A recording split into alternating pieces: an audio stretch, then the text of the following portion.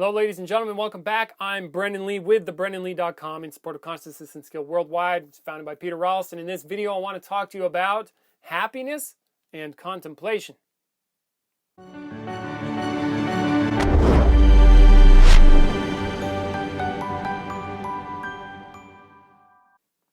Ta-da! Okay. From the forum, here we go again. Thanks for writing. Keep them coming. Hello, forum. I've had some consideration about happiness and how it affects contemplation. I think that when I'm feeling unhappy or depressed, I find it more difficult to do contemplation and stay with the work. You and everybody else. I imagine. Probably, I don't think I'm wrong. I think this has led me to some thought, which is like, first, I should focus on being happy and then do whatever else. I wonder if when I'm happy, I'm working more intelligently anyway. Or perhaps I'm more effective in doing the work when I'm happy. Any feedback on this topic would be appreciated. Sure, I got you covered. Thank you. Dang it. Whoever you are. Oliver?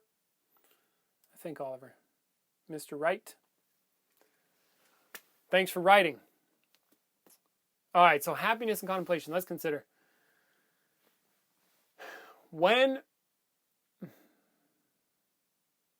So when people are contemplating, when we contemplate, like when we do what's called a CCE or contemplation communication exercise, the technique is, there's like a technique.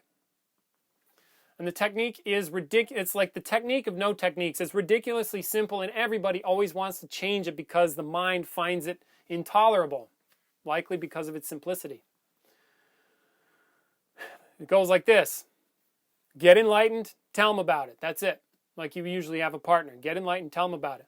In the case of solo contemplation, it's get enlightened. Period. Done. That's it. No more. No more. It doesn't mean be happy. It doesn't mean be unhappy. It doesn't mean think. It doesn't mean feel. It doesn't mean perceive. It just means get conscious. Period. Get conscious and tell them about it. Tell, if you're working with a partner, communicate to your partner what comes up as a result of the contemplation. So, how does that work? Well, it depends on what you're contemplating. If you're contemplating you, for example, it's usually where most people start. Who am I? What am I? What is life? What is another? All these other things. And you put your attention on your subject matter. Say it's you. Put your attention on you, what's most honestly really you in this moment. Intend to become directly conscious of who you are, what you are, and then open up. Okay? And intend, which is to say, want to know, like right now, I am becoming conscious. That's it. That's what I'm up to. I want to know. And I'm open. And then whatever fills the space of that openness, communicate that to your partner. Or if you're alone, I suppose you could write it down. Or sometimes people communicate to a mirror. Or if you want, you're invited. We have a online messenger group where there are people who are doing dyads together. If you want to find people to do contemplation with, you're invited to that. Just email me or let me know. Hit me up on Facebook, whatever, Messenger. I don't check that as often as I check my email. So, hit me in the email. And get you started there. But then what I hear in your question on the forum, you see, is exactly what many people do in their minds. Their mind, it's so simple that their mind wants to come up with, well, if I'm unhappy, it's probably not going to work as well. Well, because I don't feel good, it must not be working. Or because nothing's coming up for a long time, the technique must not be working. And unfortunately, in the case of like contemplating or going for direct consciousness, you see, there's no schematic or via or road or progress report. It's really, you either get enlightened or you don't. You grasp what's true or not.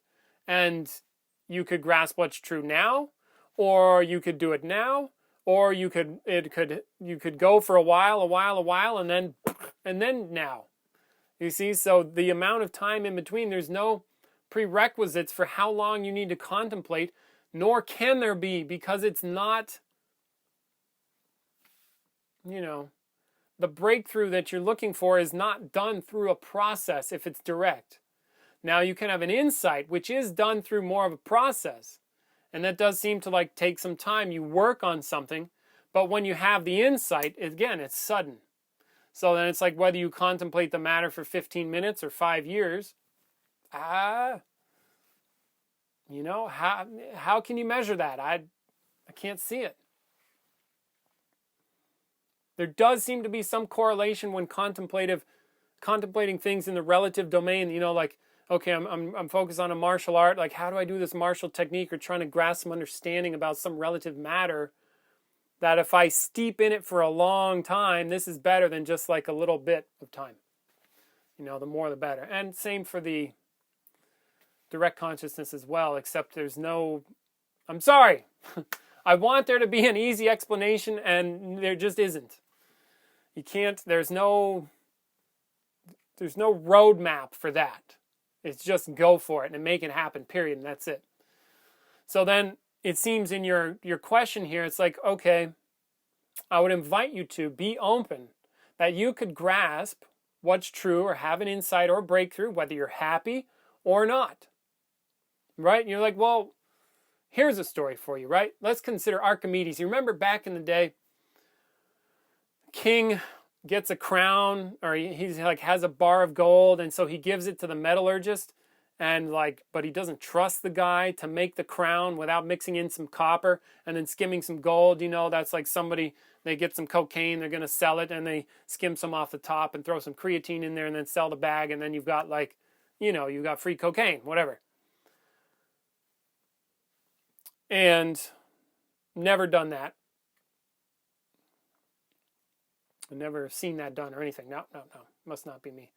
So he didn't trust the guy. So here's Archimedes probably sweating it because the king goes to Archimedes and says, all right, Archimedes, here's the crown. Did the guy put copper in it or not? And your life is on the line. He's probably not too happy at this point. And he's likely very motivated to get some results. You see what I'm saying?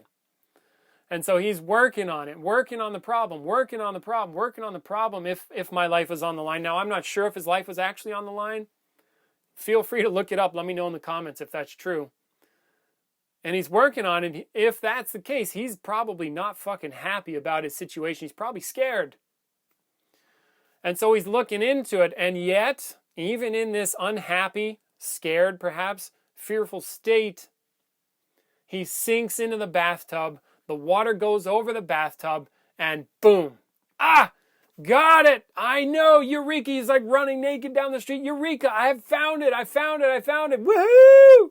Check this out. Boom. Nails it. And apparently the guy mixed it or whatever. And they go arrest him, cut his head off. But you see what I'm saying? It's like the breakthrough, the prerequisites for the breakthrough are not whether you're happy or not, or how you're feeling.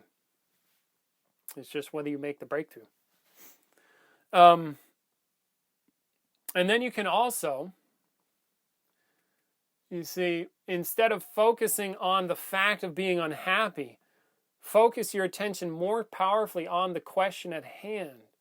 And likely, your mind will shift into more of a contemplative state where, I have been in states that I would describe metaphorically, you see, as like, I'm sitting here, everything's on fire, I'm still working, everything's on fire, okay.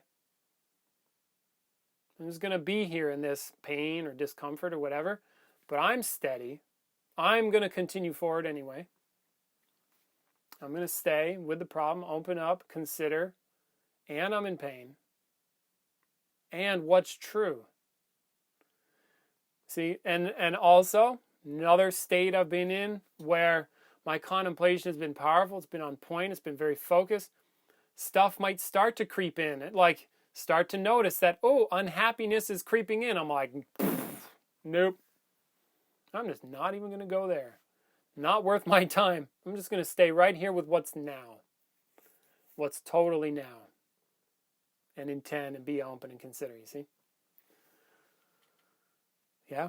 So there's other possibilities. I'm not saying this is the right way to go. I'm just elucidating some other possibilities and perhaps inviting you to a more powerful way and mode of contemplation that can, apparently I'm using the word transcend a lot. It's like it could transcend this unhappy place. And it's not about how you feel. So good and bad feelings are just irrelevant. It's just more, here's something else that might help too. Is after a few thousand hours of contemplation, you've done so much and you've been through so much experience about whatever it is you're working on that it just becomes another experience. Oh, there's another experience. There's more happiness. There's more sadness. There's more emotion. There's more unhappiness. There's more stuff, hallucinations, phenomenon, different states, thinking, intellectualizing, storytelling, whatever, you see. It's just another experience. And there is an understanding that can occur over long periods of time, at least in my case, that I start to become aware of my own self and how these things begin to get created.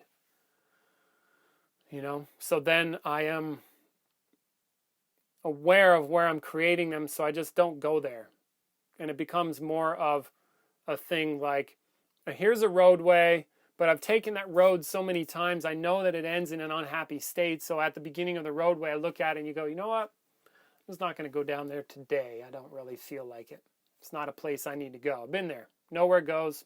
Got it covered. And I begin to let these things go. And that's an understanding that I think only comes from soaking in the work or doing it a lot, so that then you get an understanding of that. Like there are certain things, say in the martial arts, for example, guys that have done a lot of it, they have a feel for things that are not easily built. They take a long time to build. Or same as like building a muscle. You see, if you just pump iron once or you lift weights once, you're not going to make progress. It's sustained over a long period of time. Then you get big muscles. It's like there's an aspect like that. Or people who study mathematics, they train it for a long period of time. Their brain gets wired up for math. They can think circles in ways that you and I might find challenging if we're not mathematicians. Why? Because they've trained it again, and they have an understanding, and they just have that facility, that capacity. So that's another possibility I want to invite you to there. Okay, but otherwise, keep kicking ass out there. And again, I'll leave a link in the description for the CCE and contemplation, like how to contemplate and what a CCE is, in the description, so you can check that out. And I'll also leave if you want to check out the CCE group on Facebook, is people who do dyads together and they organize from all over the world. Email me and ask me, okay?